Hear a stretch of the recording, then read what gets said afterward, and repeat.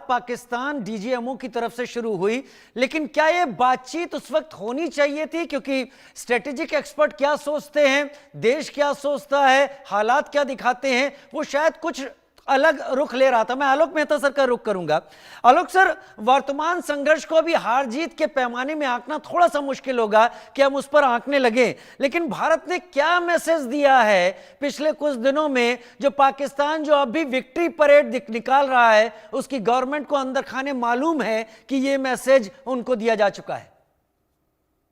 देखिए राजीव जी, वैसे हमारे साथ सेना के इतने प्रमुख बने विशेषज्ञ भी बैठे हैं जो सीमाओं के और सेना का हम सब उन पर गौरव करते हैं,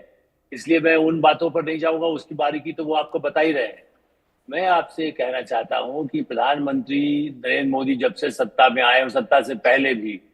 बार बार ये कहते थे कि आतंकवाद, वो जब जिस समय वो कुछ भी पद पर नहीं थे, मुख्यमंत्री भी नहीं थे, तब भी आतंकियों ने हमला किया तो बस में बैठ कर चले गए थे उस परिवार से मिलने के लिए। इसलिए उनका संकल्प जो आज उन्होंने कह दिया, जो अभी हमारे विदेश जी बता रहे थे आपको भी, और उसका संकेत ये है कि देखिए अब सिंदूर जो है बारूद की तरह से ही फटेगा और अगली बार आपका क्या होगा ये पता नहीं है।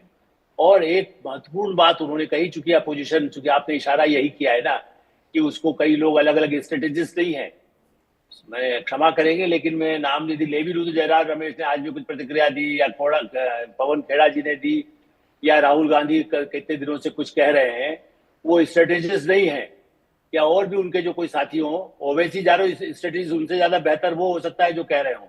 क्योंकि स्ट्रेटेजी यही है कि हम उनके आतंकियों के ठिकाने को नष्ट करें और पाकिस्तान ऑक्युपाइड जो उन्होंने कब्जा करके रखा है हमारा 70 वर्षों से 75 वर्षों से, वो हमें वापस हम लेना है, इसी के अलावा कोई बात नहीं होगी। और इसमें फिर अंडरलाइन करिए, यदि हमारा प्रोग्राम कोई कांग्रेसी उनके भी मॉनिटर करते रहते देखें तो फिर से प्रधानमंत्री का देख लें। आलोक मेहता राजीव शर्मा नहीं बोल रहे हैं, प्रधानमंत्री ने बोला दुनिया की कोई ताकत बीच में नहीं बात करेगी, बात हम ही करेंगे। मैंने कहा दुनिया को रोक नहीं सकेगी, दुनिया की किसी की हमें नहीं है। दुनिया में ट्रंप और अमेरिका शामिल है, ऐसा शायद जयराम रमेश को मालूम होगा। इसलिए मेरा ये कहना है कि इससे ज्यादा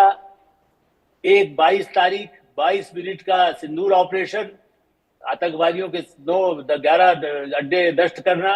और 22 मई को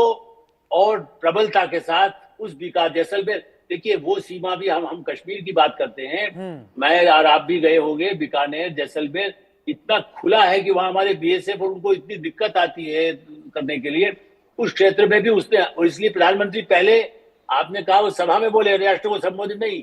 वो पहले वायुसेना के उस अड्डे पर गए जिन्होंने भारत की रक्षा के लिए उस इलाके पे भी जब उन्होंने कोशिश किया ड्रोन और मिसाइल के जो कर रहे थे हमने, उसका जवाब उन सैनिकों से, वो वायु सैनिकों से मिले, हमारे सैनिकों को फिर हौसला बढ़ाया और कहा कि तैयार रहिए, एक भी उधर से कुछ आता है तो फिर 4 गुना नहीं 100 गुना हमारी सेना है। और फिर भी ये कहा, तीनों सेनाओं को खुली छूट दे दी है। आज तक मैंने किसी प्रधानमंत्री को, पिछले जब से मैं हूं 71 की बार के समय से कवर करते हुए, किसी ने ये नहीं कहा कि हमने दे दिया। वो कहते हैं पॉलिटिकल, ये ठीक है निर्णय, तो ये निर्णय जब कर दिया है कि जब भी आपको लगे आप मारिए उनको, हमसे पूछने मत आइए, क्योंकि कुछ क्षणों में ही खेल होने वाला है। जब उसके सारे अड्डे पहले साफ हुए हैं, अब पता नहीं कितने अड्डे साफ हो जाएंगे।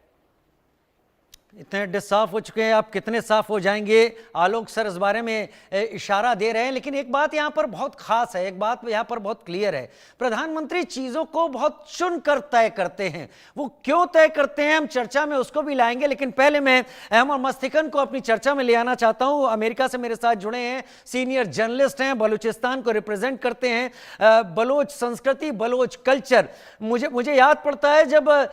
1947-48 की बात है, तब एक बात उठाई गई थी कि अगर इस्लाम के नाम पर ही पाकिस्तान के साथ बलूचिस्तान को होना चाहिए तो फिर ईरान क्यों नहीं, ये बलूचिस्तान के एक बड़े लीडर की तरफ से कहा गया था। अहमद मस्तिकन ज्यादा बता पाएंगे, लेकिन अहमद मस्तिकन, बीएलए और बलूचिस्तान पाकिस्तान से अलग होने के लिए